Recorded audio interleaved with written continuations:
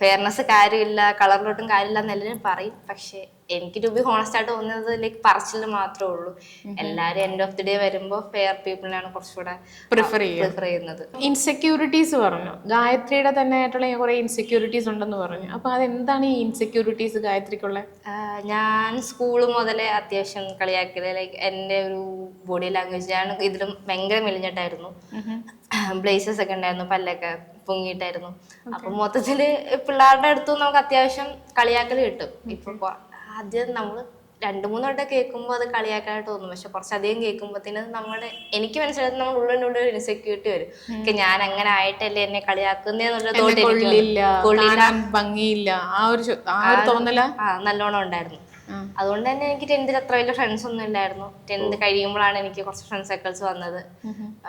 +2 ഞാൻ പത്തനംതിട്ട ബോർഡറിൽ പോയാണ് പഠിച്ചത്. അവിടെ ചെന്നപ്പോഴും പുതിയ പിള്ളേര്, പുതിയ ആൾക്കാര്, എനിക്ക് അങ്ങോട്ട് മിണ്ടാൻ മടി. എനിക്ക് ഇൻസെക്യൂർസ് കൊണ്ട് ലൈക്ക് ഫ്രണ്ട്സിനെ ഉണ്ടാക്കാൻ മടി. മൊത്തത്തിൽ ഞാനൊരു 1 ഇയറോളം അവിടെ ആരോടും മിണ്ടാതിരുന്നു. +2 ആയപ്പോഴാണ് ഞാൻ പിന്നെ അവിടെ എനിക്ക് ചെറിയ ഫ്രണ്ട് സർക്കിൾ ഉണ്ടായത്.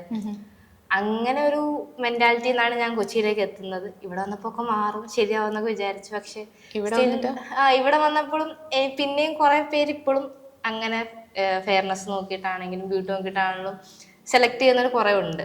അങ്ങനെ ഞാൻ കുറെ പേരെ കണ്ടു.